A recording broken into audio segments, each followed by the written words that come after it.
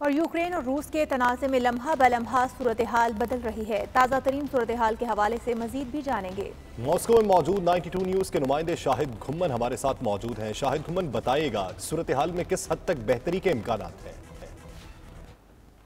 जी बिल्कुल, रूसी वजारत दिफा के मुताबिक रूसी फ़ौज ने बेलारूस से निकलना शुरू कर दिया है। रूसी वजारत दिफा का कहना है कि जंगी तरबीती सरगर्मियाँ मुकम्मल होते ही रूसी फ़ौजी मुस्तकिल तैनाती के मकामात पर वापस आ जाएंगे, जबकि जनूबी और मगरबी फ़ौजी अजला के यूनिटों ने अपना अपना काम मुकम्मल करके ट्रेनों और गाड़ियों पर सामान लोड करना शुरू कर दिया है और आज से अपनी छावनियों में जाना शुरू कर देंगे, जबकि दीगर अलग अलग यूनिट अपनी तरबीती सरगर्मियाँ मुकम्मल करते ही वापस आ जाएंगे।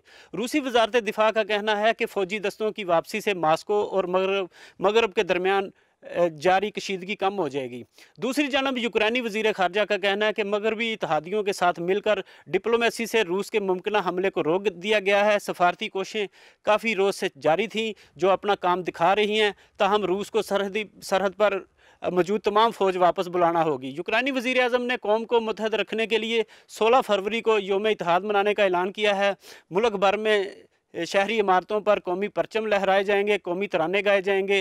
कुछ सूरत हाल मज़ीद बेहतरी आते ही बरतानवी वज़ीर आज़म बोरिस जॉनसन ने रूस के साथ तल्लुकात बहाल करने का अंदिया दिया है। उनका कहना है कि बातचीत के इम्कानात हमेशा मौजूद रहते हैं और यूक्रेन के मामलात पर बातचीत के लिए इंतहाई ठोस बुनियाद मौजूद है। जी।